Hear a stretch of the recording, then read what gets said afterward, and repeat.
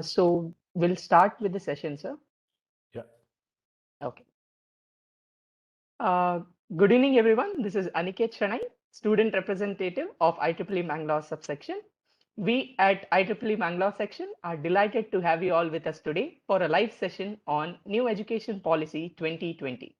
I welcome you all on behalf of IEEE Bangalore subsection. The new education policy introduced in 2020 plans to revamp all aspects of the existing education curriculum and bring about a new pedagogy altogether. To understand this new policy in depth, WIE Affinity Group of IEEE Student Branch of Manipal, in association with IEEE Bangalore Section WIE and IEEE Bangalore Subsection, brings forth a workshop on implications of NEP 2020 on engineering and technical education by Professor Karunakar Kotegar, Department of Data Science and Computer Applications, MIT Manipal. The topics that will be covered in today's session are quality universities and colleges, institutional restructuring and consolidation, multidisciplinary and holistic education, optimal learning environments and support for students, internationalization, motivated, energized, and capable faculty, reimagining vocational education, National Research Foundation, transforming the regulatory system of higher education, implications on engineering and technical education. Now, I would like to introduce the speaker of today's session. Mr. Karunakar A. Kotegar is a professor and head of Department of Data Science and Computer Applications, Manipal Institute of Technology. He has been in teaching and research for the last 25 years. He is a syndicate member of Mangalore University, nominated by the Governor of Karnataka for 3 years. He was the secretary of the International Association for Exchange of Students for Technical Experience. He is the president of IAESTE India and a faculty advisor for IAESTE and AIESEC chapters of the Manipal Academy of Higher Education. He was the Deputy Director of International Collaboration of MAHE Manipal. He conducted 30 plus NEP workshops and the NEP Kannada video series inaugurated by Dr. Ashwath Narayan. He completed his PhD in 2009 and postdoctoral fellowship at AIT Ireland. He has more than 50 publications in international index journals and conferences. Recently, one of his research works got a US patent. He has 50 plus lakhs research grant from the Government of India. He is a Fulbright USA and DAAD German scholar. He is IEEE senior member and ISTE life member too.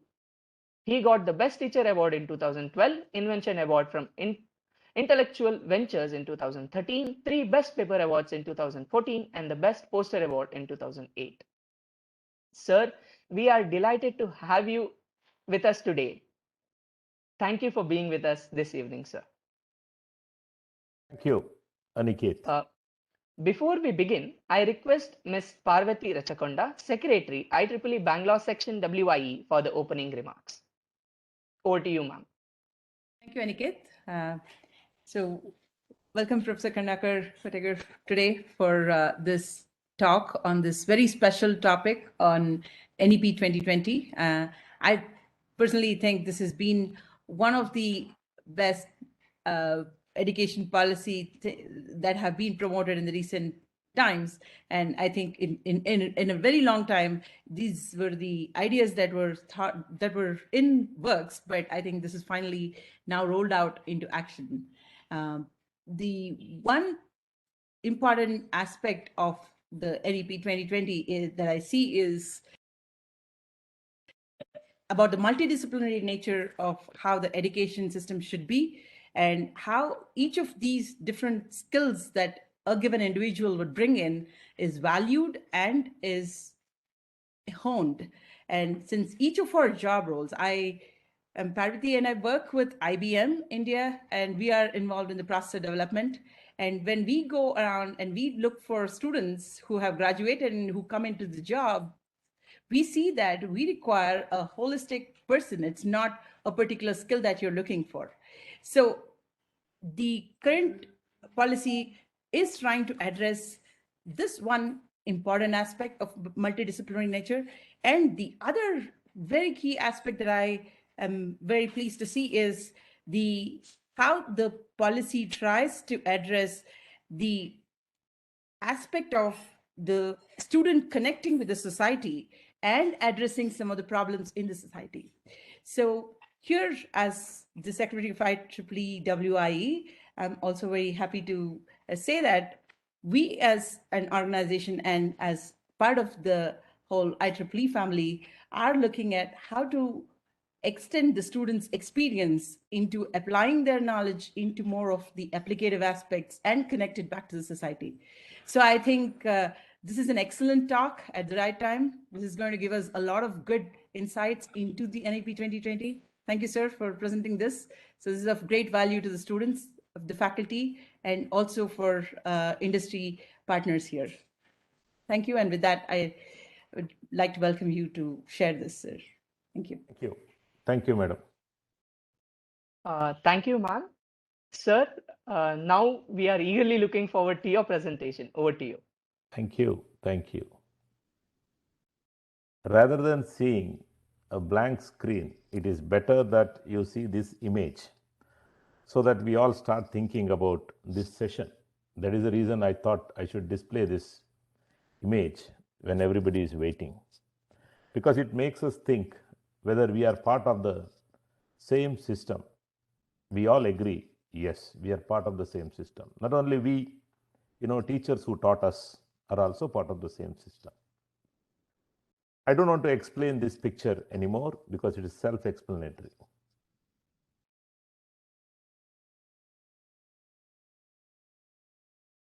Once Swami Vivekananda said, education is the manifestation of perfection already existing in man. Education is not going to do anything extra than this. I strongly believe that human beings have potential. Education has to unleash this potential within human being. If you look at the current education system in India, which looks something similar to this, what you are seeing on the screen. Okay, and it's all together, you can say that a child enters school for its first standard at the age of 6, and from there up to 12 years of mandatory education, and then a child will enter to undergraduate program or any other aspects whichever is available to the child.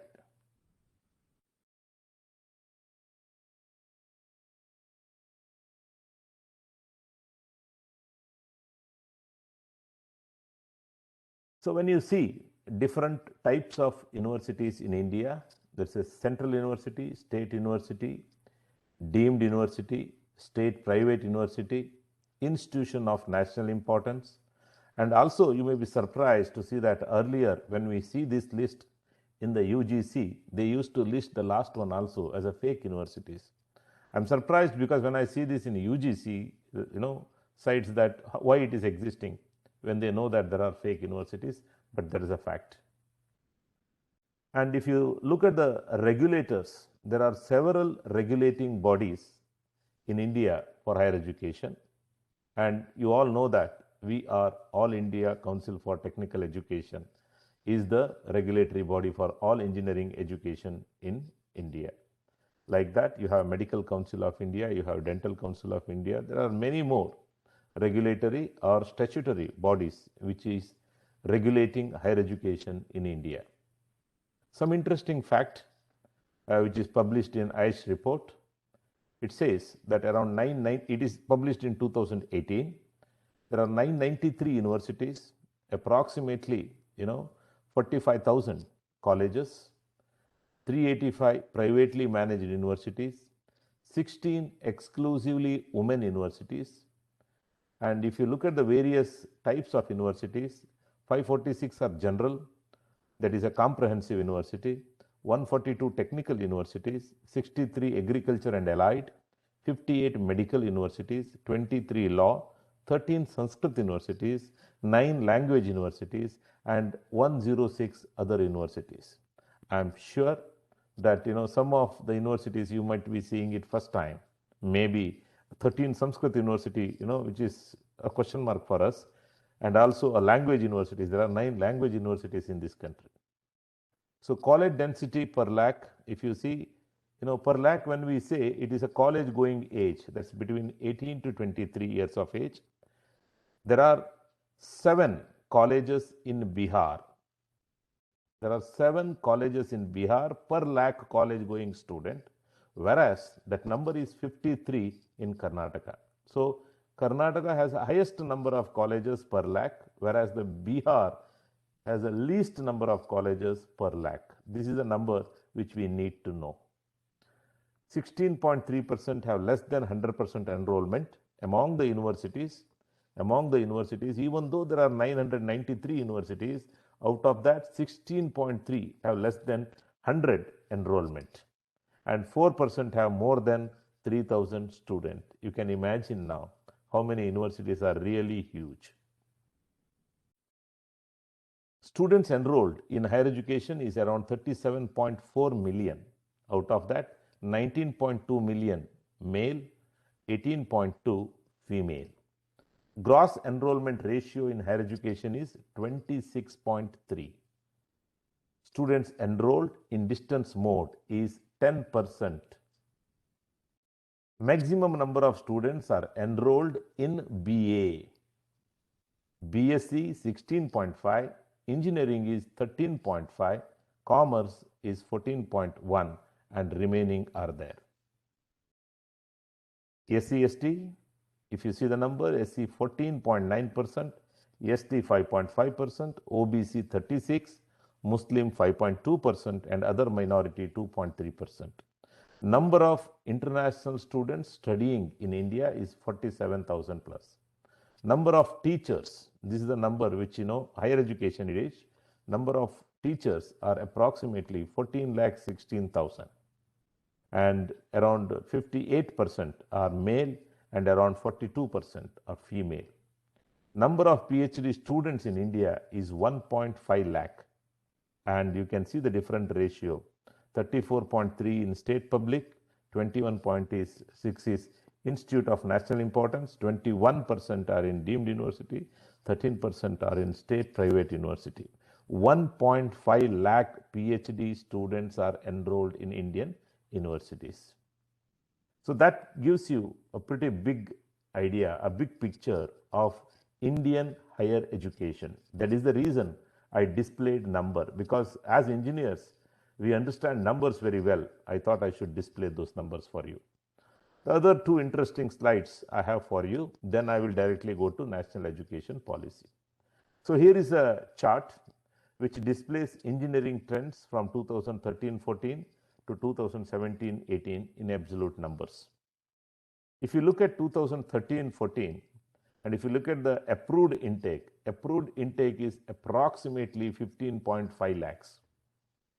And if you look at the enrollment, it is around 10.1 lakhs. And if you look at the number of students who have passed, it's approximately 7 lakhs. And if you look at the number of students who are placed, is approximately 3.5 lakhs. That is in 2013 and 14. And you look at the end, 2017 and 18. But one thing what you can easily notice here is number of students who are passed and enrolled are almost same. I don't know why this change has happened and what made this change possible. Okay, but if you see now, what it shows, who all enrolled are passed. Who are enrolled are passed, because 2016-17 and 2017-18, if you look at that numbers, it's almost same. Same thing, okay, in terms of percentage.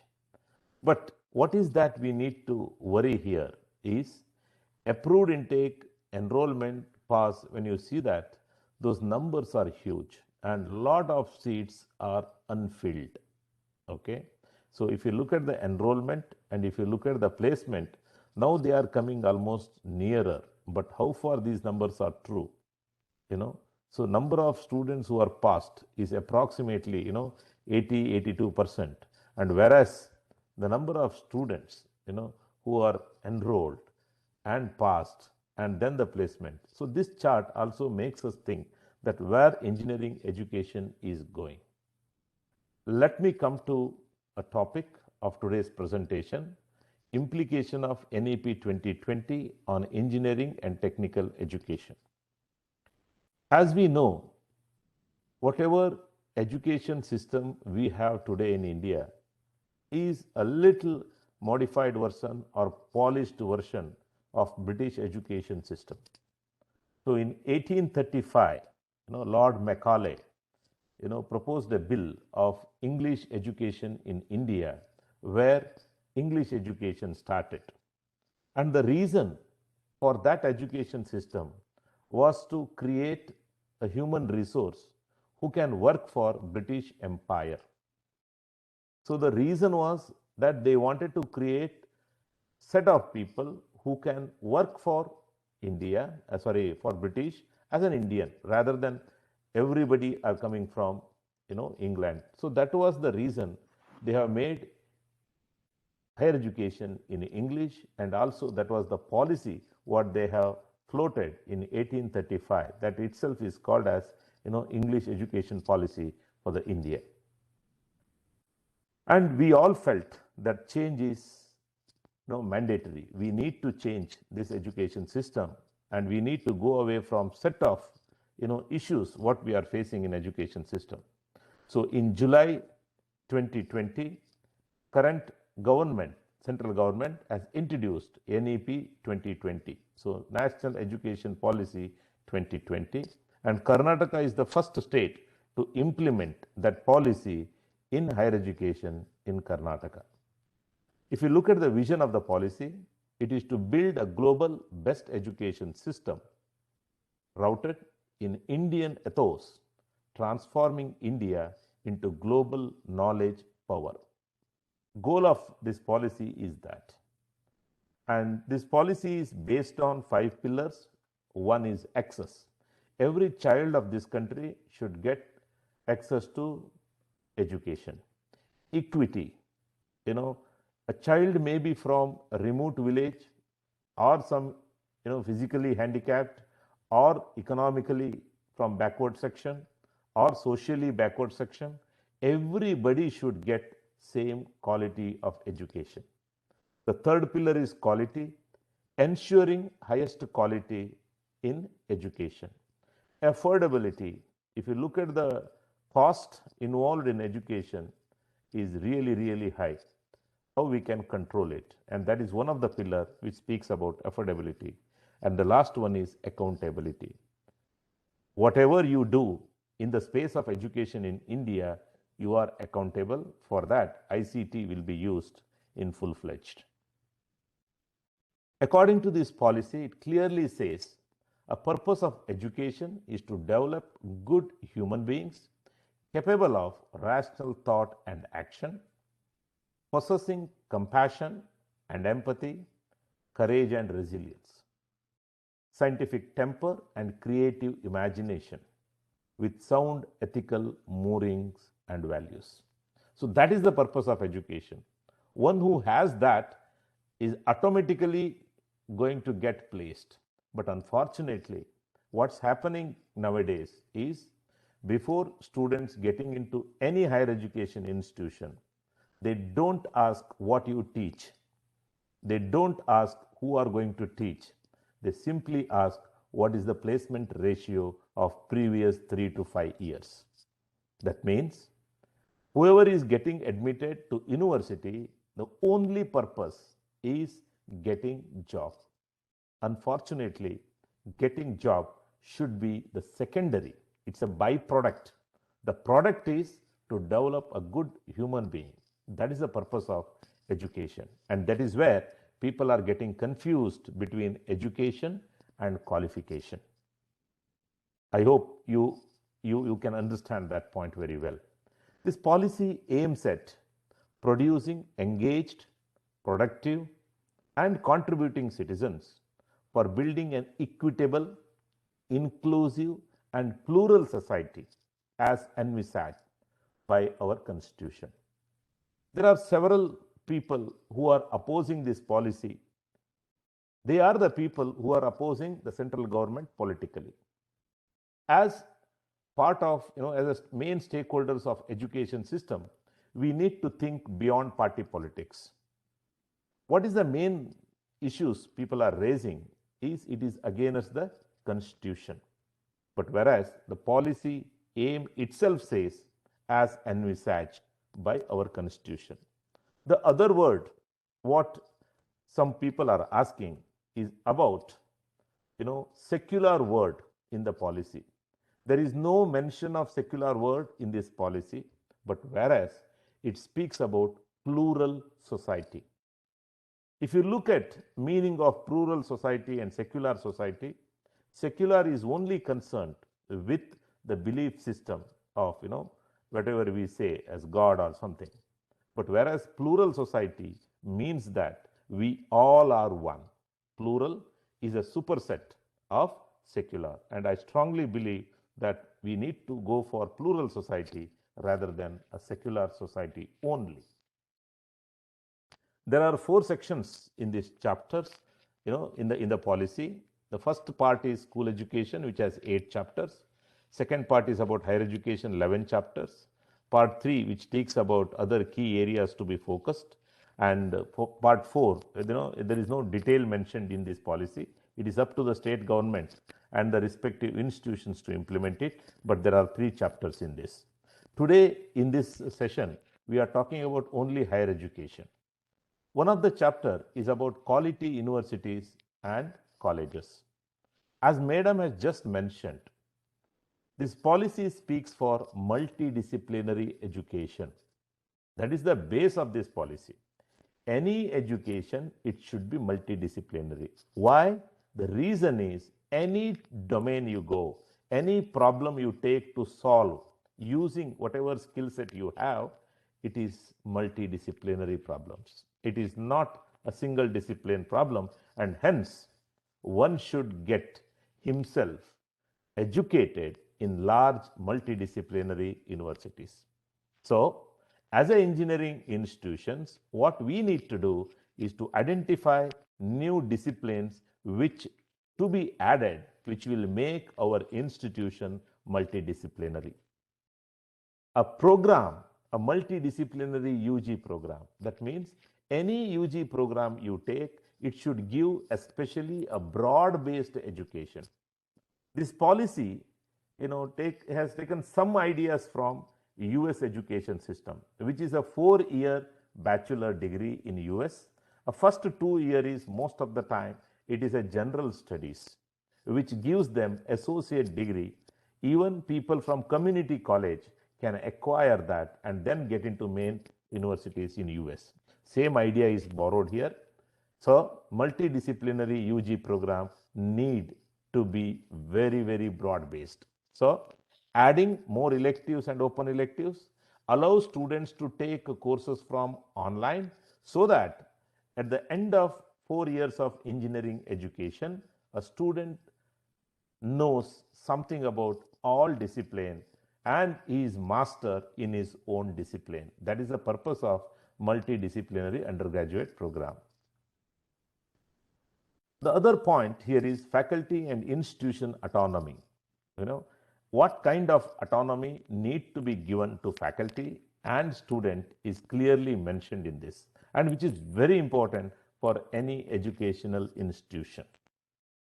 Curriculum revamping or freedom, okay, because whenever there are some good private universities who are doing all these best practices, which is part of the NEP 2020, but some of the public universities and some of the major universities who are having a lot of affiliated colleges, they need to introduce all these best practices, whatever is mentioned in the NEP 2020.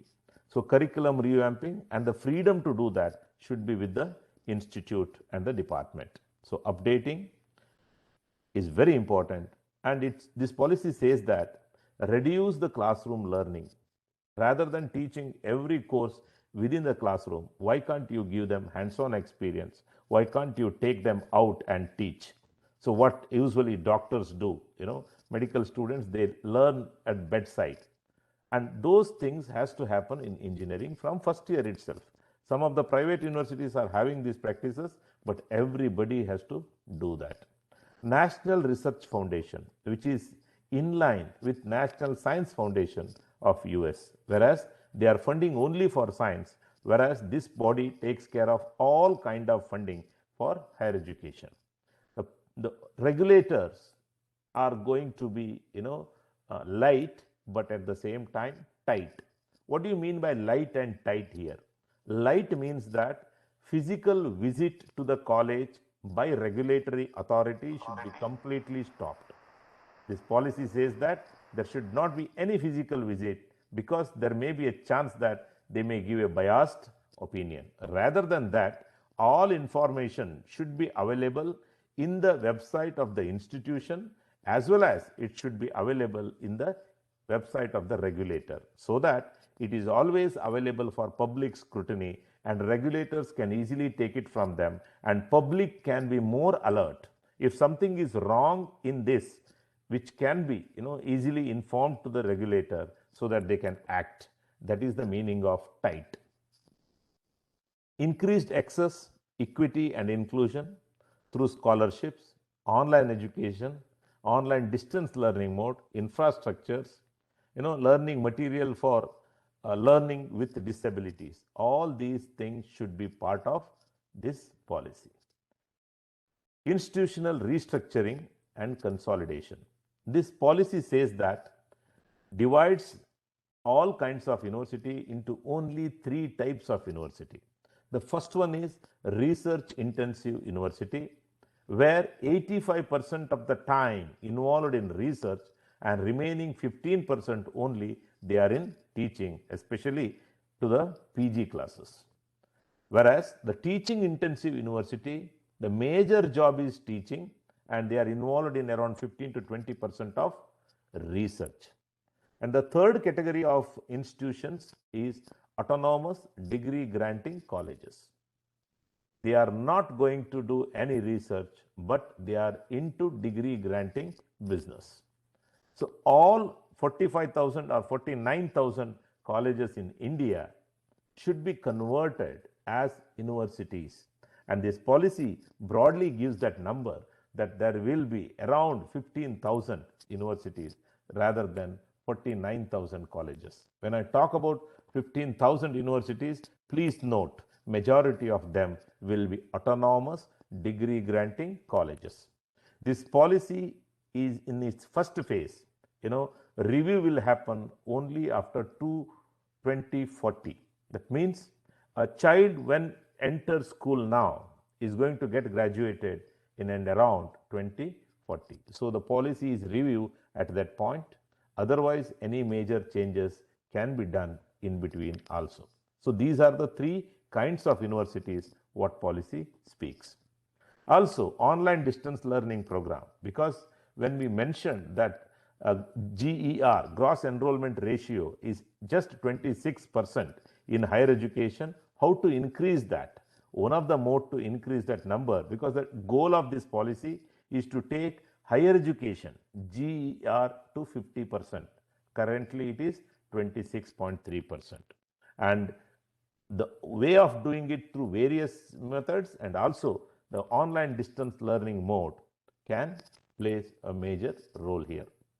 Integration of online courses in curriculum, and at least one course in a SEM, and that is audit course can be considered. So when we say at least one course in a SEM and audit course, these are my observation for the policy. Okay, but the policy says integration of online courses in curriculum, so that students can choose whatever subject they want and they can get certificates from there, and there is no credit attached to it, there is no evaluation attached to it, but there is a credit attached to it, and you can consider that as an audit course. So single stream higher education will be phased out. That means engineering college cannot teach only engineering. Already some of the IITs have started BSc program, probably you might have heard that, which is part of this clause. Single stream higher education institution will be phased out by 2030. affiliated college system to be phased out. The goal of this policy is there should not be any affiliated colleges. The college should be either research intensive universities or teaching intensive universities or autonomous degree granting colleges. Okay, it looks, it may not be possible in India, but the goal of this policy is all colleges, should go out of affiliation and they should graduate themselves to be autonomous degree granting colleges. Multidisciplinary and holistic education. Any education should be broad-based, universal education so that it makes student ready to understand from all other domain and to focus more on a specific problem where he is an expert. So liberal education, that is what is proposed in NEP 2020.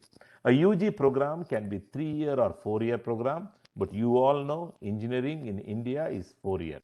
But it gives now multiple exit option. Engineering students also can come out within a year, get a certificate, after 2 years get a diploma, after 3 years a BSc kind of degree, and after 4 years you will get an undergraduate BTech degree, or also it can be named as honors. Academic Bank of Credit, ABC. Credits can be earned from anywhere. This policy says that up to 40% of the credit can be earned from various other places. So, any education institution, whoever wants to do this, they can define various methods of getting online and offline courses which they can acquire. So, when we talk about Academic Bank of Credit, all these credits get stored in a digital repository so that for every student there is a unique digital repository where he or she can store the credits earned from various places. But all these places from wherever credits is going to be taken out, that should be recognized by the regulator. So all these credits gets accumulated and maximum 40% of the credit can be earned from various other places. Around 60% credit has to be taken mandatorily from the university from where a student is going to get a degree. And there is a possibility of 1-year or 2-year master programs, and it says that master program need not be 2-year. It can be 1 year if a student is graduated with a 4-year bachelor degree, 1-year master's program. If a student graduated with a 3-year bachelor degree, then 2-year master's program. And it says that all master's program, either it should be completely experiential learning part or it should be completely research based. Even the 4-year degree program policy says that the 4th year should be experiential learning or research based program.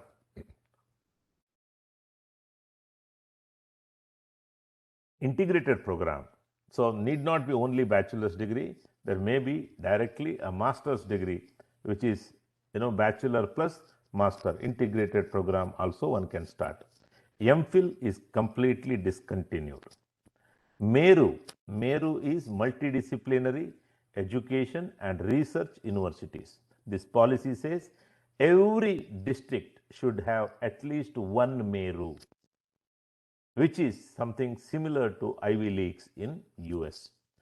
Department for Multidisciplinary Education. You all know that there are several B.Ed colleges which offers only a B.Ed program for people who are already graduated. So they will do, for example, BSc 3 years and 2 years of B.Ed, totally 5 years.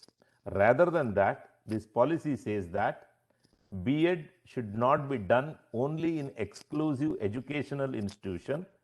B.Ed should be one of the major in the main universities. So it says that a dual degree 4-year program is mandatory for B.Ed. That means student is going to get 2 major, one in education, other one is in his own area, whatever he has chosen.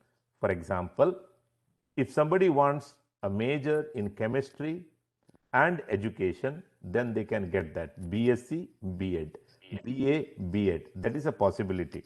That is multidisciplinary education.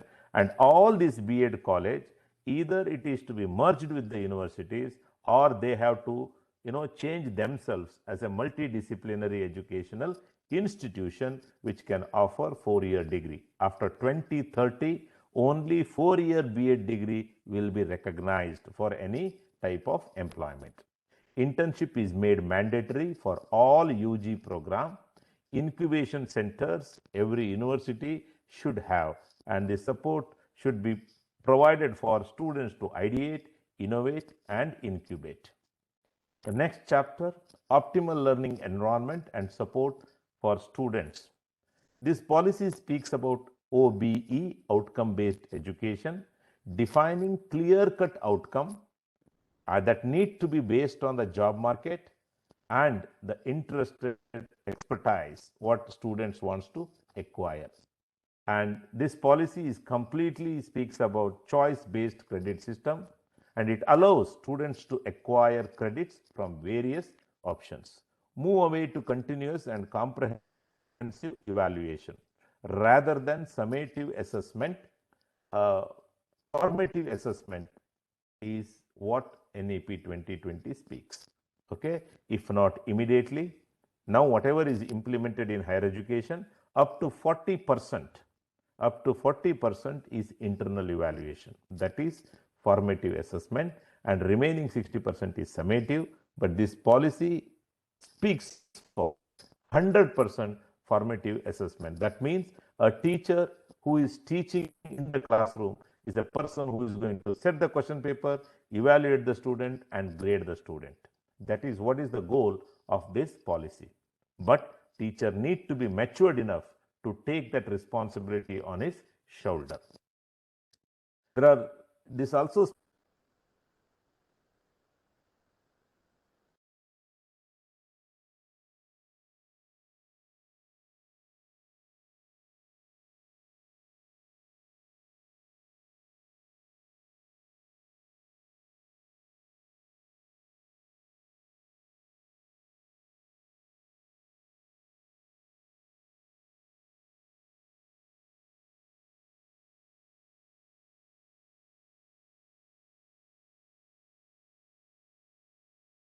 Sir, you are not audible.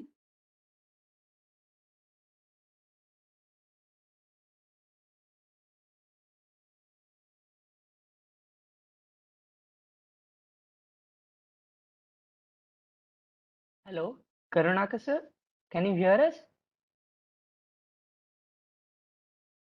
Sir, you are not audible, Karunakar sir.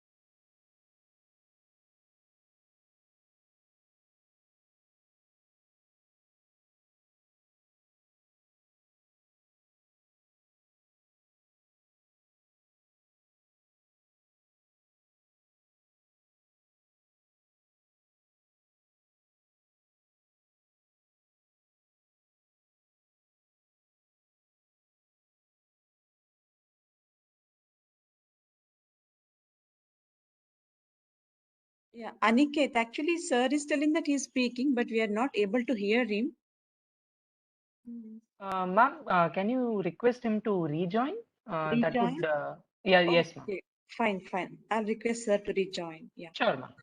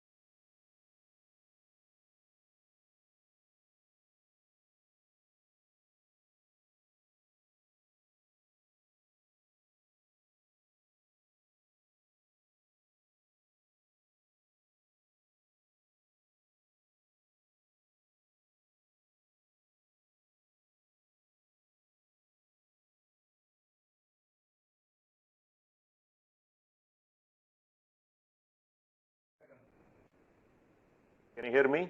Yes, yes, sir. Now we can hear. Yeah. Yes, sir. I, Now it I is. think I think with my desktop, I have a problem with my internet. Okay. Oh, okay. As soon as it recovers, it will continue that. Till that point, I will continue on this. I hope that's okay. Okay, sir. Yes, sir. Okay, but you will have only audio. Okay, sir. That's okay, huh? Fine, Uh, fine. I'm yes. sorry for all inconvenience because I thought this office computer is better than my laptop, my mobile. But anyway, don't worry. I will continue from there. Yes, sir. Right. So, but unfortunately, I may not be able to share the screen. Right. Okay, sir. So, in this chapter, we are talking about students' clubs and events to be encouraged because we all know that, any time a learning is really, really good whenever it is a peer learning rather than teacher, a peer, whenever they teach concept, students understand very easily. And through these students' clubs, they can join their interested club and they can develop themselves. And supporting socio-economically disadvantaged students. That is also very important. And online education of high quality should be provided for all students. There should be a counseling system for, which may be related to academic or non-academic. There is a counseling support which is mandatory. Support for rural background students and a scholarship has to be provided for all students. Internationalization is the next chapter. Attracting foreign students for credit transfer and research. All these years, what's happening is foreign students are visiting India, especially for the cultural studies, history, Ayurveda, yoga. But whereas, can we change something so that developed country students wants to come to India to study engineering? Can we provide that kind of curriculum? Internationalization of the curriculum is very important in engineering institution. Every institution should have international students office, which can facilitate all kind of mobility in the institution. International collaboration should be for research, faculty and student exchange. And a capable institution can start its campuses in all other countries. Top 100 universities can open its campus in India. That is happening first time. 100 top universities can open its campus in India. Credits from foreign university can be taken to award degree. These are the flexibility which is given in NEP 2020, and most of the private universities like Manipal are already practicing some of these things. When it's a question of good education, one of the main stakeholder is faculty. And there is a specific chapter in this which speaks about motivated, energized, and capable faculties. So how you can motivate, how you can energize, and how you can bring capable faculty? Because nothing is, just social aspects. There are several things which are involved in it. Majorly, we all know that it is a salary. Above salary, it's a good infrastructure and facilities, because some of the government colleges are giving really, really good salary, but still there is no motivation, there is no energy, and they miserably fail to attract capable faculty because faculty wants good infrastructure and facilities. Faculty student ratio, some of the private university also, they are not keeping tag on it. That's very, very important. Autonomy to the faculty. Every faculty wants autonomy so that he can experiment whatever he want to experiment. But in Indian scenario, whether we are really matured enough to take that autonomy and execute it, that is the point for debate. Incentivization, because you can't treat every faculty same, because now what's happening is it's a fixed promotion, it's a fixed salary. Rather than that, policy says that you pay more who are more capable and get them into the system. And policy also says about tenure track recruitment, fast track promotion, and also preparing leadership pipeline. Now most of the educational institution, if you see, I don't hesitate to say that all are accidental leaders. because rather than that, there should be a systematic way we have to create academic leaders for educational institution. Then only you can motivate, energize, and attract capable faculty for engineering institution. And then it speaks about vocational education. And when we talk about vocational education in India, it is ill-treated. Vocational education is nothing but doing everything hands-on, making your hands dirty, getting exposed to real-world problem. That itself is vocational education. And this policy says that from 6th standard onwards, every student should get vocational education as a part of main education. Then the National Research Foundation, which is created for to build a strong culture of research and knowledge creation in multidisciplinary university settings. And research and internship should be provided, and which will be, terms and conditions are going to be mentioned by National Research Foundation. Weightage in faculty career management, because whoever is involved in research, more weightage should be given to such faculties. And this NRF will be independent of the government, and it is an independent body which will directly work under the governor. So that is what is the advantage of National Research Foundation. A fund competitive peer-reviewed grant proposals are also job of this. Seed money is also part of this foundation. Then transforming the regulatory system of higher education, it says 4 verticals. One is National Higher Education Regulatory Council. For regulator itself, there is one independent council. For accreditation, there is a different council, that is National Accreditation Council. It is now, it is just NAC. It is just NAC, National Accreditation Council. And for educational issues, there is a Education Grant Council, and there is a General Education Council. So for grant, there is a different council, accreditation is a different council, regulatory different council, and the education matter, that means the total, overall content or syllabus, what need to be there.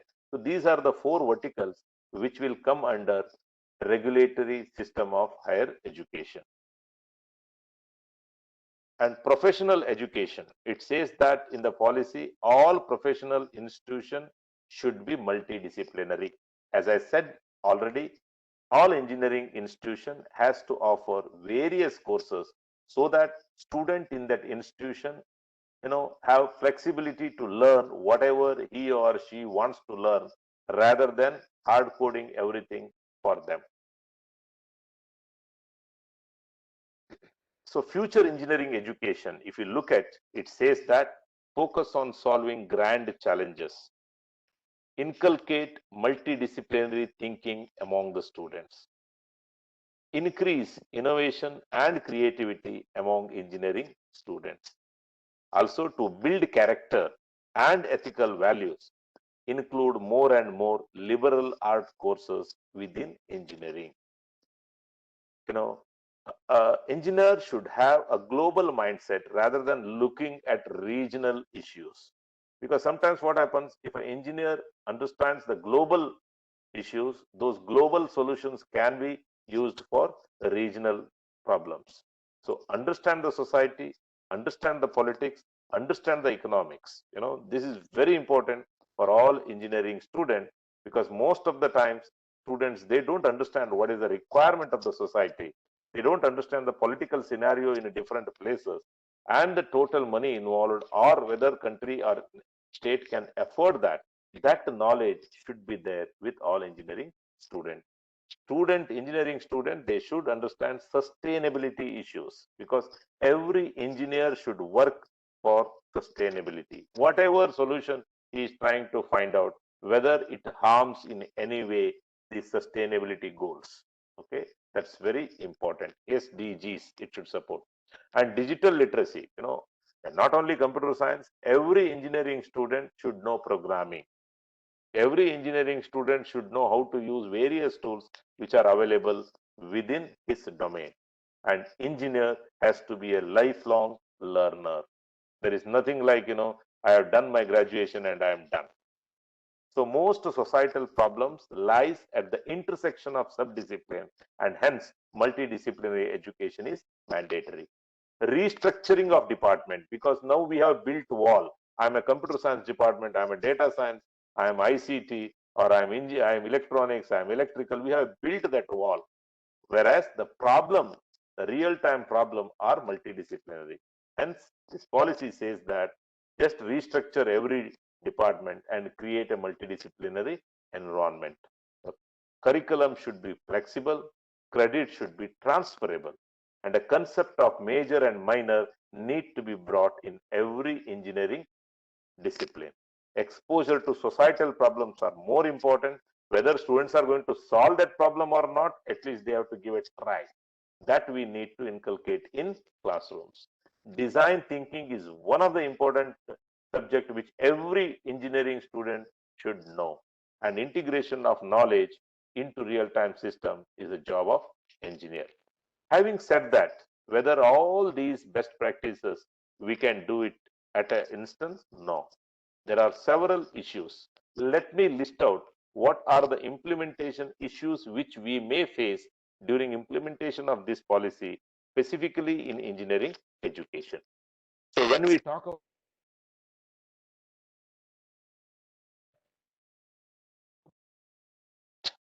there are several impact of it: academic impact, administrative impact, and financial impact. We say that, okay, multiple entry, multiple exit. How you will provide all those options in the academic part? And who is going to manage that? Who will leave the course? Who will enter the course?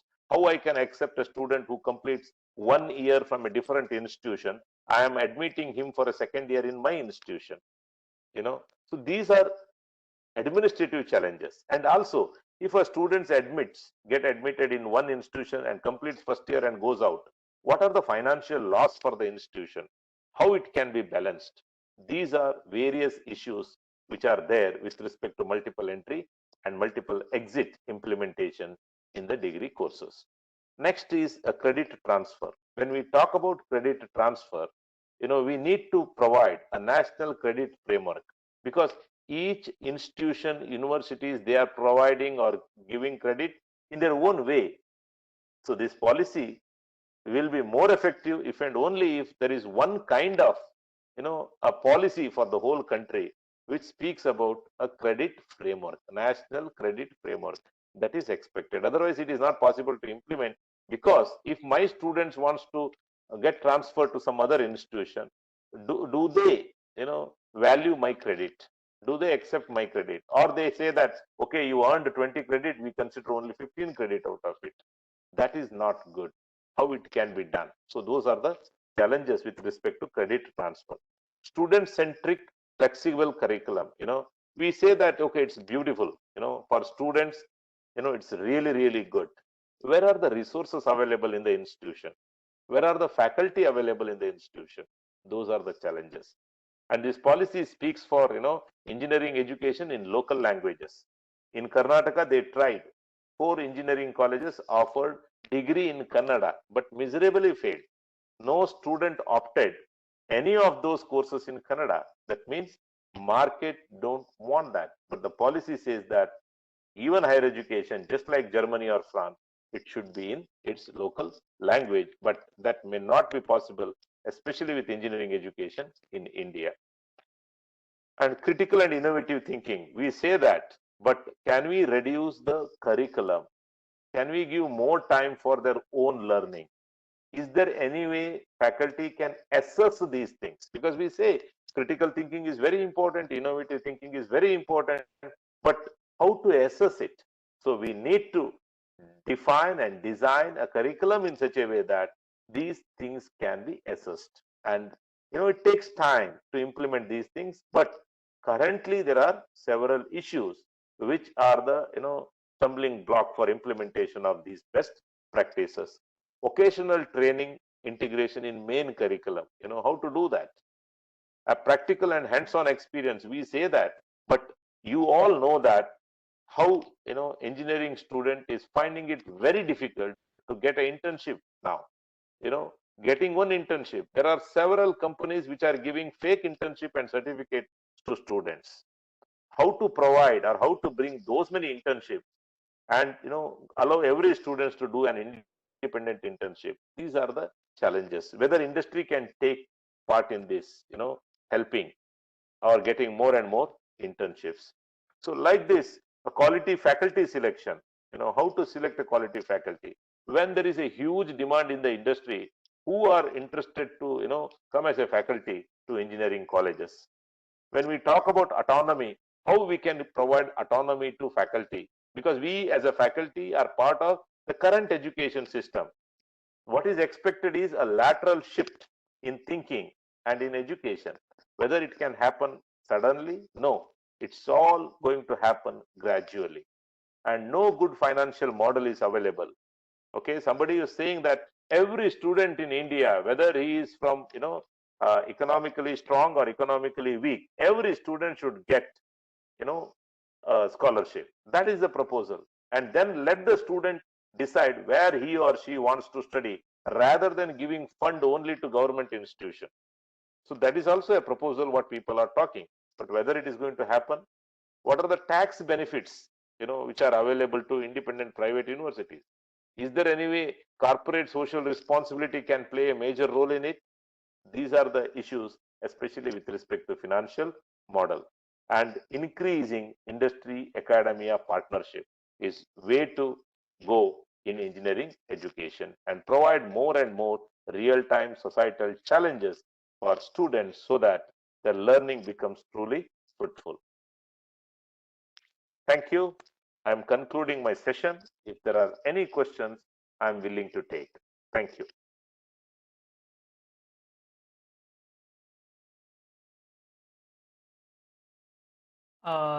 Thank you for the wonderful presentation, sir. This session has indeed helped us better understand the implications of NEP 2020 on engineering and technical education. I feel that the national education policy will drastically change the landscape of the Indian education system in the coming years, making India the global educational hub.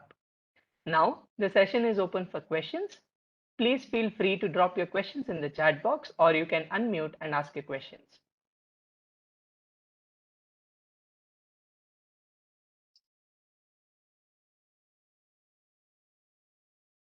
Hello, sir. Good evening. Good evening. Sir, I am Dr. Chandrasekhar, JC. Sir, please tell me, sir. Sir, one doubt I got regarding diploma education, which is currently being happening. What is the status of that once if NEP comes to existence?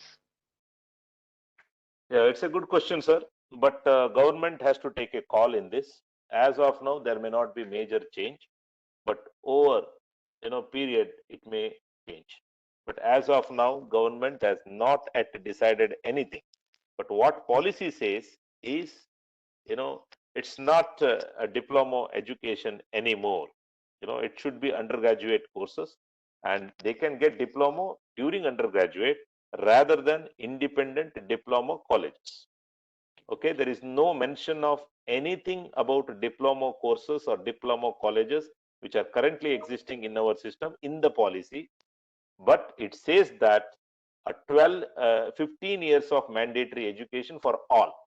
15 years of mandatory education means current 12th, because as per the policy, a child will enter school as soon as it completes 3 years at home. So from 4th year it will enter, rather than current 12 years of mandatory education, it will be 15 years. And after 15 years of mandatory education, that means there is no scope for diploma. Okay. Okay, thank you, sir.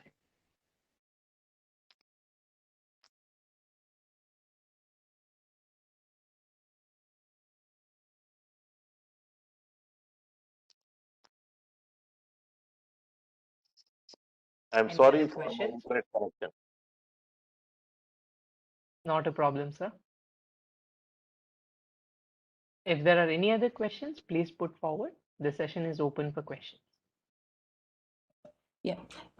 So, sir, you mentioned about tighter interaction between universities and industry. I think this has been a wishful one, but really, does NEP allow for students to get some credits by means of their internships that they do in the industry? Because today we at IBF we have 6-month-long interns. It is done as something outside of what the current tech students are doing, but they essentially may not earn their credits towards their degree.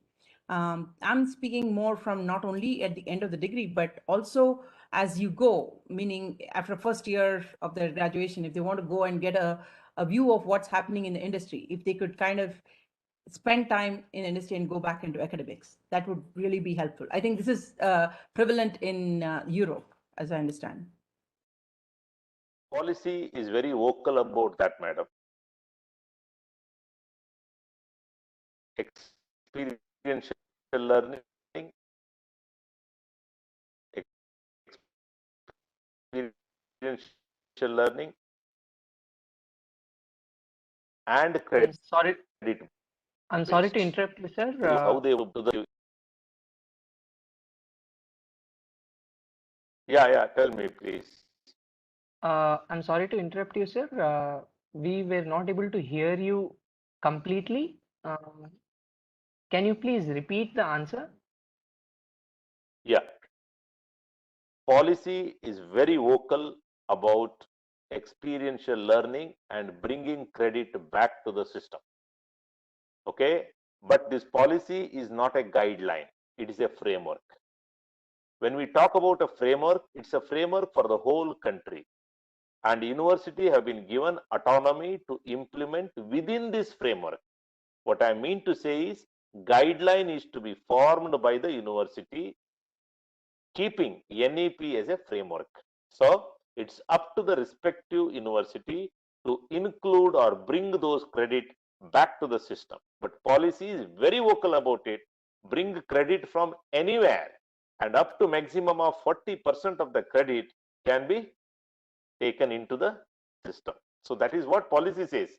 But you all know that in India, it's the bureaucrats and the same good old professors who are sitting in all academic senates and bodies, and they are the people who has to, show that, guts to implement whatever is given in the framework. Because my only issue is, policy is beautiful, but when it comes to implementation, same good old people, bureaucracy, which plays major role, rather than a person who beautiful policy. When you look at it, when you go through it, but when you see that the changes, on the ground, it's very minute. But we are anticipating that great changes will come over a period of years, and I'm sure VTU is going to do something this year now, and that they have to decide in Karnataka, because they have taken 1 year extra time compared to other universities who have implemented this policy in Karnataka. But that implementation is also not complete. Most of the people, they say that it is a label, new label to the, but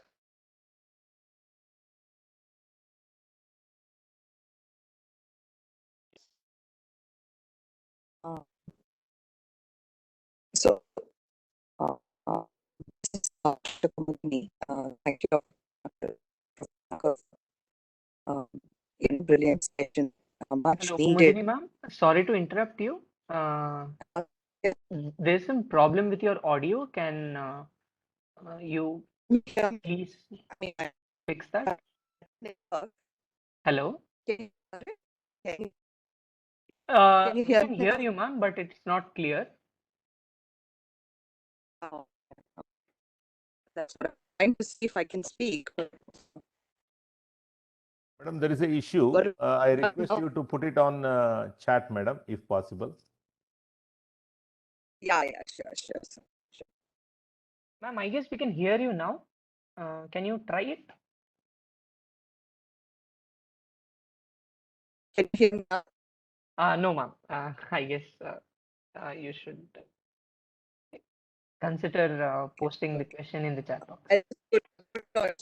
Yeah, thank you.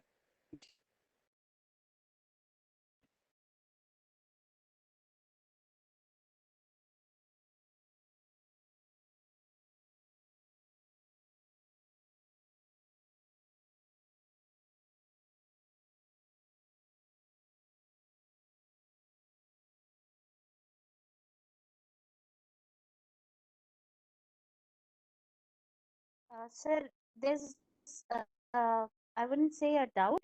I would just like to know, do you foresee situations wherein, universities who are not compliant with these uh, norms, like what punitive actions may be taken, or would it be, is there a scope for taking any punitive actions on universities that do not follow the norms very tightly? Because things are good on paper, but when it comes to implementation, things go awry often in our country. So, do you think, like, now we have UGC that actually, has a list of fake universities, as you said earlier in your presentation? So they can delist them. So, Yeah, I got your do you question, see madam. these things happening in the state? Yeah, which is fine. Yeah, can you hear me? Yes, sir. I can. Yeah. Thank you, madam. Thank you. It's a good question. But please note, education is a state business. Policy is a central one, right? The respective government, whoever is ruling the state, are responsible for implementing this policy. But unfortunately, most of the time, people are looking at the government who brought this policy rather than looking at the policy and start implementing. But once the state government decides, all universities within that state has to follow that rule.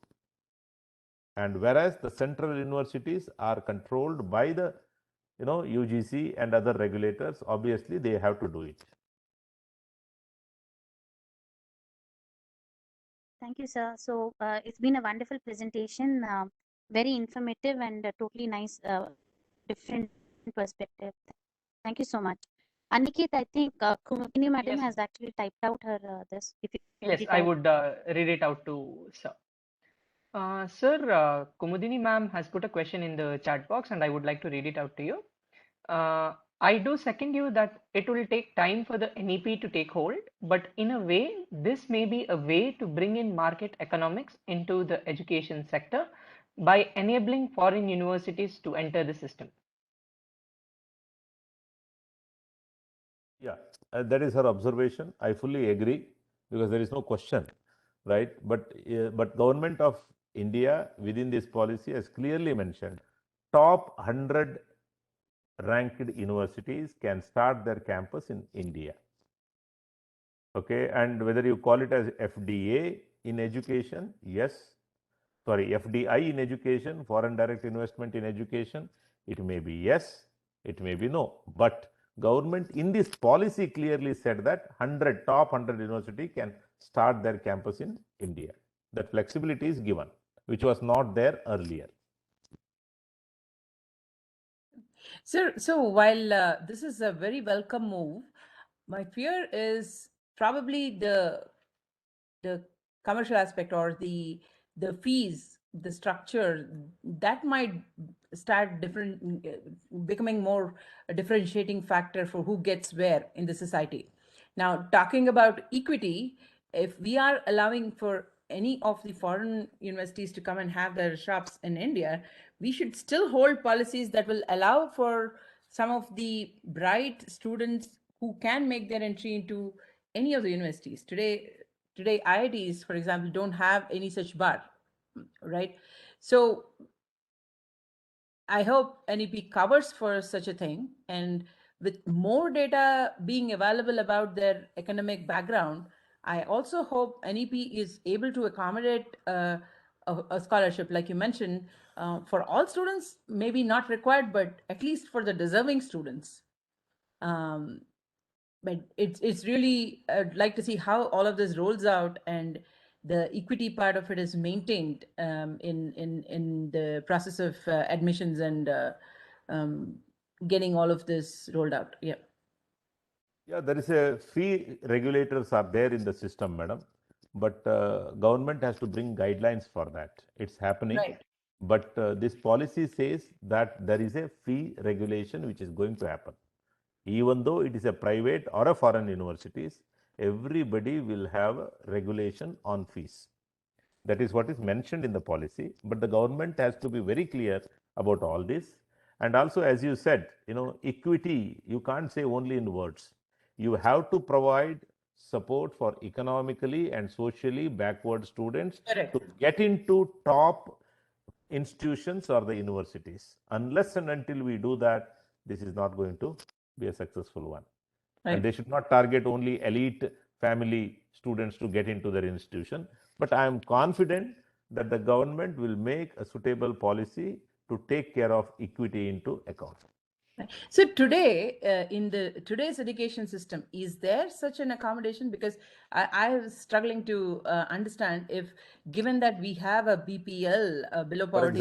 For example, let me quote, madam, right to education, RTE. Okay, hope you are aware. In not in higher education, not in higher education, primary and secondary education, there is a RTE, right to education. So every private institute should give seat to economically backward student in that area under RTE, and it is number is 25% in Karnataka also. Unfortunately, it is misused, and all those seats majority of the time are grabbed by people who are not paying income tax. In India, who are the poor people? Who don't pay the income tax are the poor people. That is a problem in our system. That also need to be corrected. But as a policy, RTE provides that facility, whatever you are speaking now. I don't think, unfortunately, the deserving are getting that. But now ruling it in. Deserving should get, but whoever is not paying income tax are poor now in this country. No, but yeah. Anyway, maybe this is not a forum, but yeah. It is already a segregation in terms of the BPL. I hope the non-income tax paying people are not also falling in that category. Yes. Yeah, that's altogether a different topic, madam. Right. Yeah. Karunakar sir, there's a question put by Kumudini ma'am. As a design thinker, I can also admit that this process has to be iterative in nature. So it's imperative that the universities need to work on handling curriculum design in a different way. What is your suggestion on this? Yes, this policy gives all flexibility to the respective university, and the respective academic board of the universities has to act on it. And design thinking, obviously, not only for engineers, for every higher education student, design thinking should be one of the course. And I strongly believe it is up to the respective board. But please note, the policy also says that we have to go away from affiliating system. I am looking for that day that when institute says that I am not affiliated anymore, I am an independent degree granting institute. If that is the case, then obviously they have the flexibility to design what they want to design. But most of our private institutions or colleges are affiliated to government universities, and you know how government universities or public universities are working in India. I am not painting everybody with the same brush, but majority of the cases are that. Sir, Kumudini ma'am has put a message in the chat saying that the design thinking is for faculty and for curriculum designers. Absolutely, but that need to be decided by the respective universities.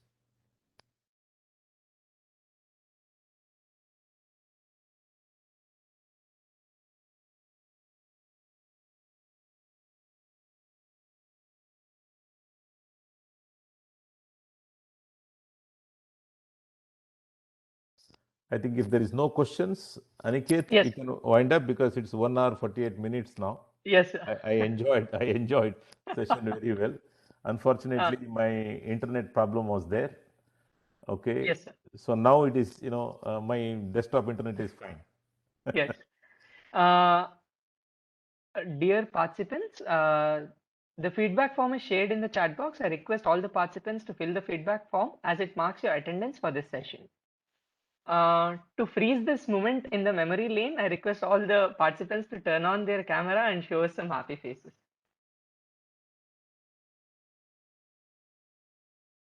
Thank you for opportunity for all IEEE office bearers, especially my friend Purnalata ji.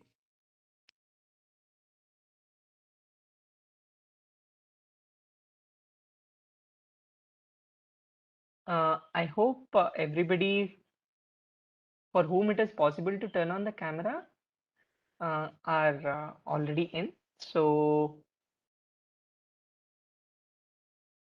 do we need to have that WIE thing, ma'am? WIE or is W okay? Visible? No. Can everybody have W? Yeah. So it would be good. I'll take a photo in 3, 2, 1.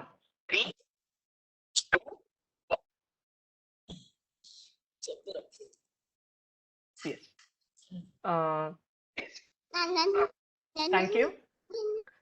Thank you for turning you, on your Anita. cameras. Now I request Dr. Purnalata ji, Chair, IEEE Bangalore Subsection, to propose the vote of thanks. Yeah, thank you, Aniket. I would like to thank Dr. Karunakar, sir, who is the head professor and head of the Department Data Science and Computer Application, MIT, for accepting our invitation in spite of his busy schedule and providing insights into NEP 2020. Thank you so much, sir. I'd like to thank Kumudini Madam, Chair, WIE Bangalore section, for her support and encouragement in conducting this event. Thank you, Madam. I'll also like to thank Parati Madam, Secretary, Bangalore section WIE, for her opening remarks and also for sharing her thoughts. And I thank Changappa sir for providing logistics support and these WebEx links. Thank you, sir. I thank Aniket for managing this event. Thank you, Aniket. And last but not the least, I would like to thank all the participants for spending your valuable time with us. I'm sure that all of us are being enlightened with this NEP 2020. Yeah, so I'd like to thank each and everyone once again. Thank you. Thank you very much for the opportunity given. Thank you, sir. Thank you everyone for being with us this evening. This is Aniket Chanai signing off. See you next time. Until then, stay safe and healthy. Thank you, Aniket. Thank you, Purnalata Mani. It was a wonderful day.